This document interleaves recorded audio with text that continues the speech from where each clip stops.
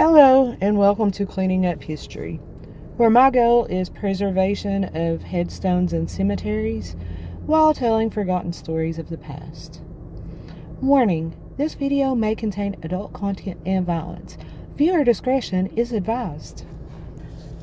So today's story, I actually got a request to do a story on this one, and I was a little bit familiar with it to start with, but when I started doing research into the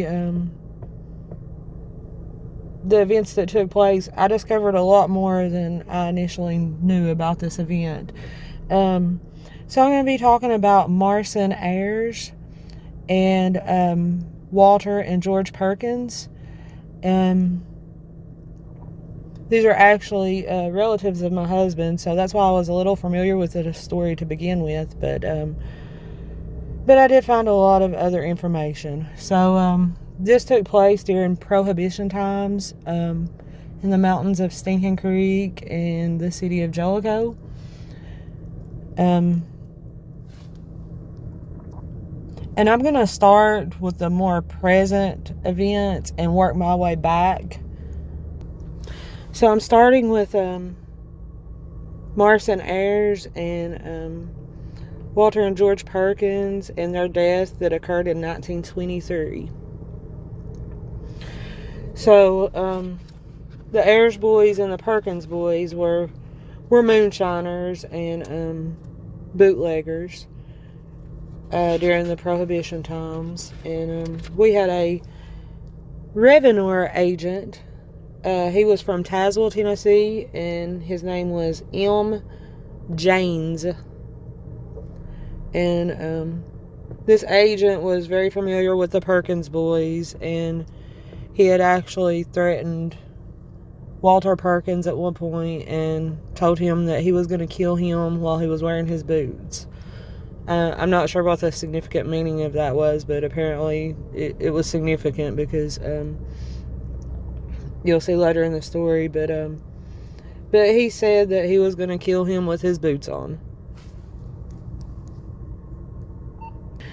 On the particular day of this event, Agent Janes got word that Marson and his brother Steve Ayers were doing a moonshine run, and they were bringing in a load from Jellico up Pine Mountain.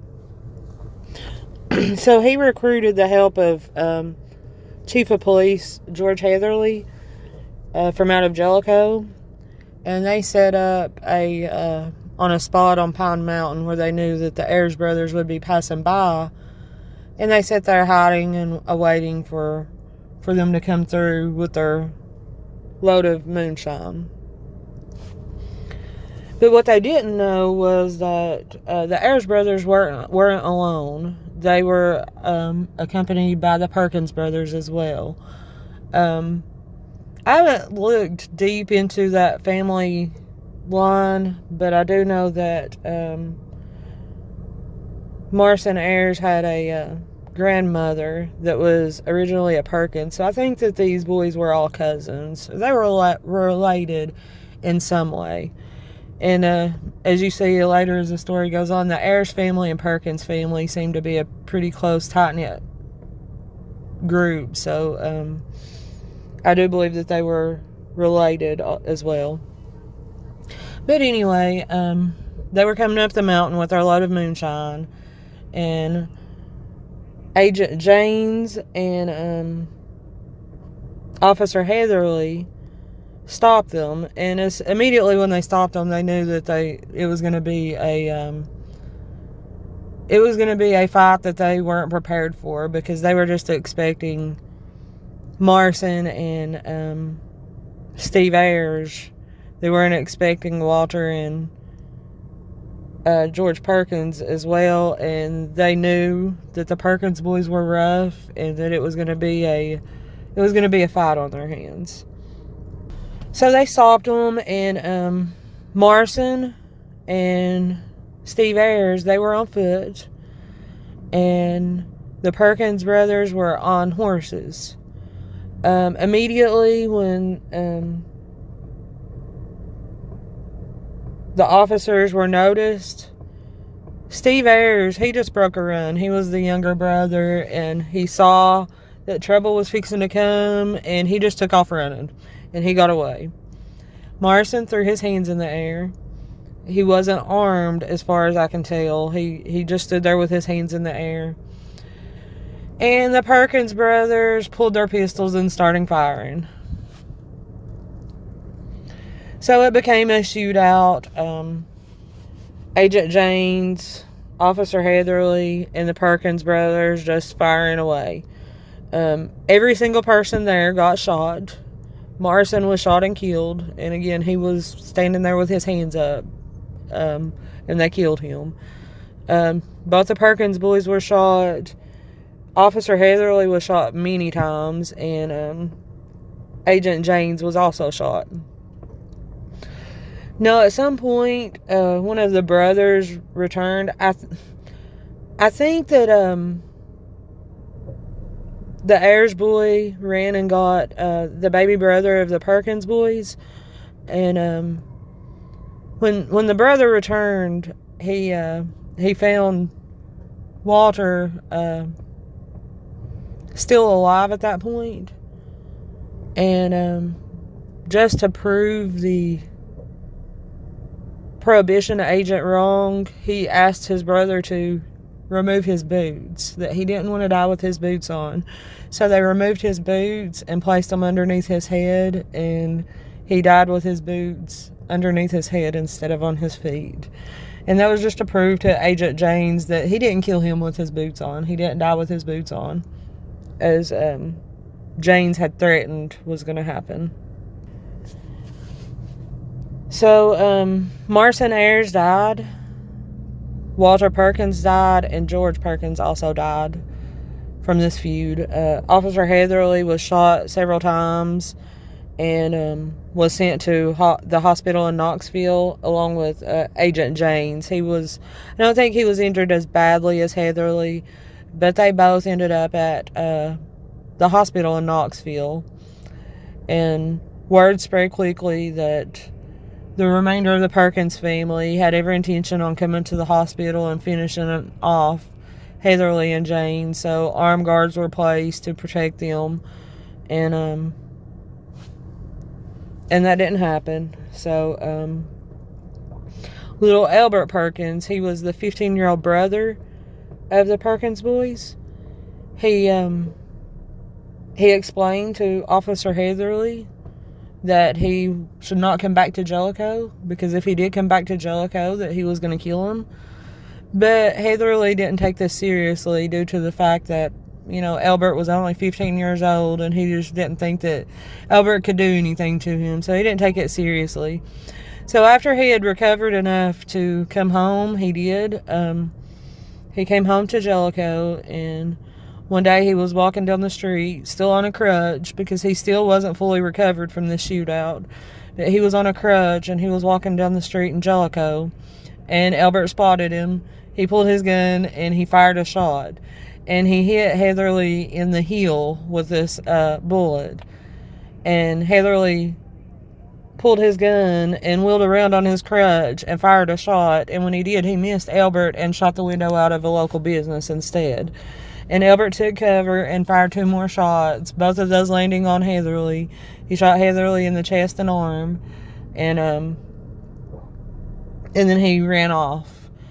Eventually later, Albert's dad made him turn himself in for the assault of Heatherly, and Heatherly lived through those gunshot wounds as well. I kind of feel sorry for Heatherly in this story. I think that he was drug into the whole ordeal by the prohibition agent, and he ended up with the brunt of the injuries. He just kept getting shot and getting dragged into the middle of all of it. So I slightly do feel sorry for Heatherly a little bit. But all the newspaper articles talking about this incident, it kept referring to the Perkins boys as, ex-convicts and ex-murderers, and just painting them out to be, the horrible villains in the story. So of course, I had to, dig into their past and do some research on that. But all the articles, ex-con Perkins, he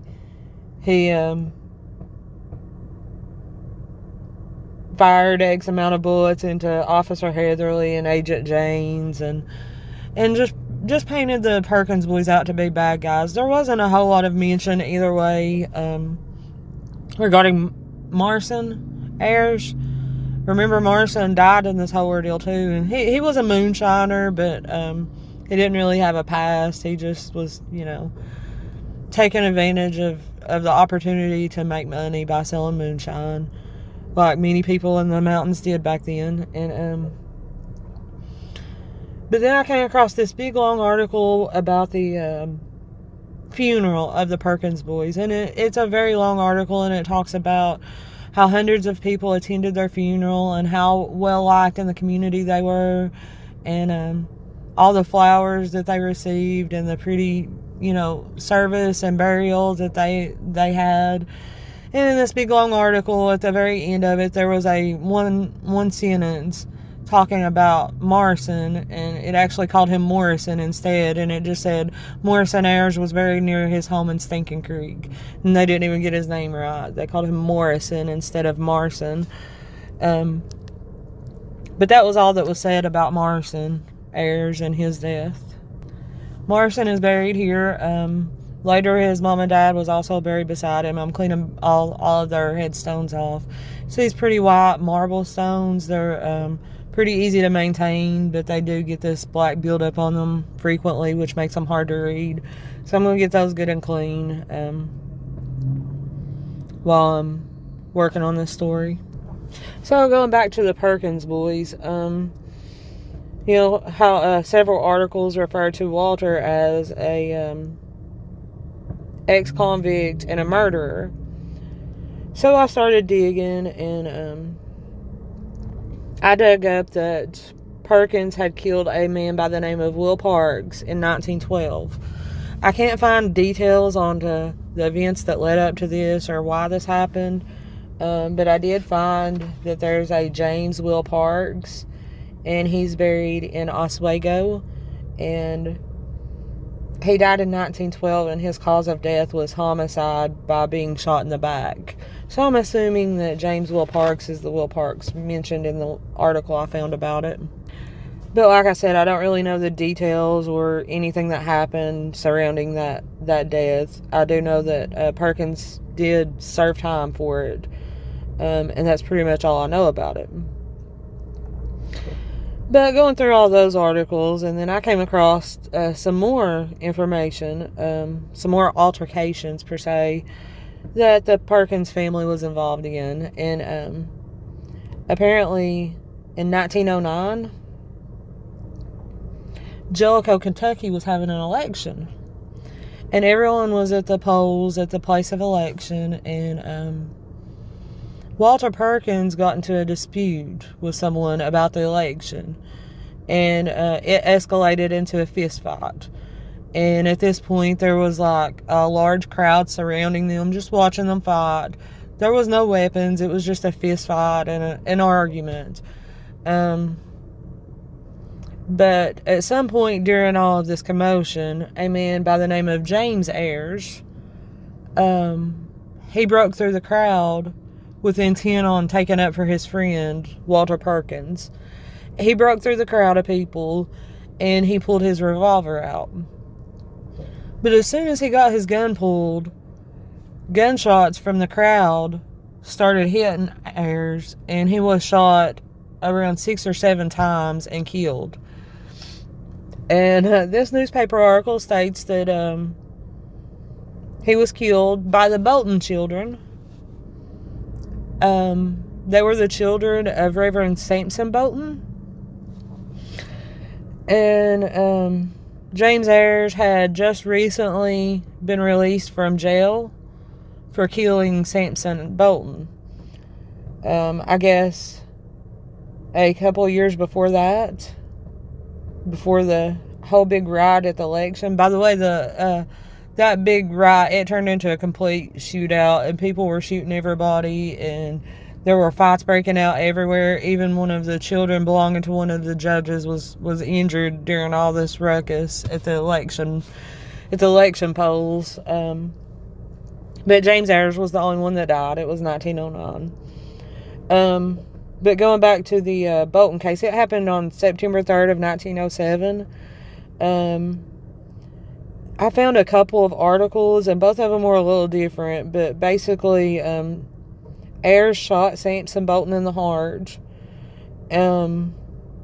Sampson was a reverend, he was married, and he served as a police officer for 16 years.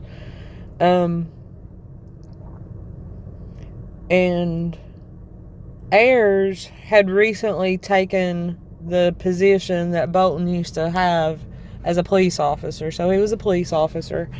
And one of the articles stated that Bolton was drinking and he was out with a female, and that's what caused the dispute initially between the two. And then one of the articles say that the dispute was over Bolton's wife. So I'm not sure which is which, but I do know both articles state that Bolton pulled a knife and he cut Ayers across the face several times, and then Ayers in turn pulled his gun and shot Bolton in the heart, killing him. So he did serve time for the death of Bolton, and he had just gotten out when this riot happened. And I guess amongst all the commotion, the Bolton kids spotted Ayers, and they said, this is the man that killed my dad, and they killed him. So James Ayers was killed. And then I also found a side note in one of the articles stating that Ayers had also recently shot a man named John Atkin, but I can't find any more information on that, so I'm not sure what the events or what all of that was about either. I just know that my body count on this story so far is 2 Ayers boys, a Bolton, two Perkins, Will Parks, and John Atkins, all revolving around the Perkins family and the Ayers family. So Marson Ayers is buried in Stinking Creek beside his mom and dad. And probably just a couple of 100 feet in front of Marson is James Ayers. He's got this beautiful big stone that resembles a tree. It's in really good condition. I'll clean it off a little bit. There's a lot of moss on it, but other than that, it looks really good. Just going to clean some of the moss off of it, and it'll look perfect. And then Stephen, he was, the little boy that ran off from the revenue agent to begin with. He moved to La Follette, married, had children. He passed away in 1989, and he's buried in Memorial Gardens in La Follette. The Perkins boys, they are both, they're buried side by side. George and Walter, they're buried side by side. They have a single stone with both their information on it. They're buried in Jellico Cemetery. Their little brother, Albert, the little 15-year-old that shot Officer Heatherly, he's buried in Douglas Cemetery in Jellico. And the prohibition agent or revenue agent, Jays, he survived all of it, and he lived out his life up in Claiborne County, and he's buried up in Claiborne County. He died in, I want to say it was around 1959 is when he passed away, and he had several children of his own. But the Perkins family, their father actually lived on the Kentucky side of Jellico. That's where they were from.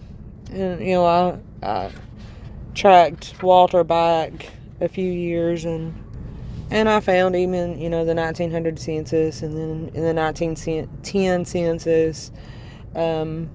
He was a prisoner in Whitley, Kentucky. I'm assuming he was serving time over that murder then at that point, and that's why he kept being referred to as an ex-con and a murderer. And he did have a few children, at the time of his death. And I'll put up articles. I'll share the articles so you guys can look at them. Some of them. There's a lot of articles. I'm not going to put them all up, but I'll put some of them up for you guys to look at.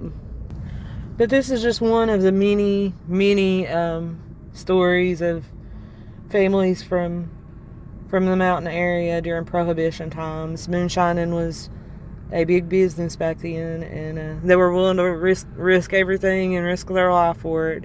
And if you know anybody from, the Stinking Creek area, you know that it's a tight-knit community. It still is, but back then it was even more so. And if you mess with one of the people in the community, then they're all going to come after you. It's just how it is up there. Everyone's close, and even if they're not family, they're family up there. So it's an interesting community in Stinking Creek and Pine Mountain, Jellico areas. But that's my story about the Perkins boys and the death of Walter and George Perkins and Marson Ayers. So if you guys like my stories, again, don't forget to subscribe. And if you hit the little bell button, you'll be notified anytime I upload any more videos. And remember that a person is never forgotten until the last time their name is spoken. Thank you guys, and I will see you next time.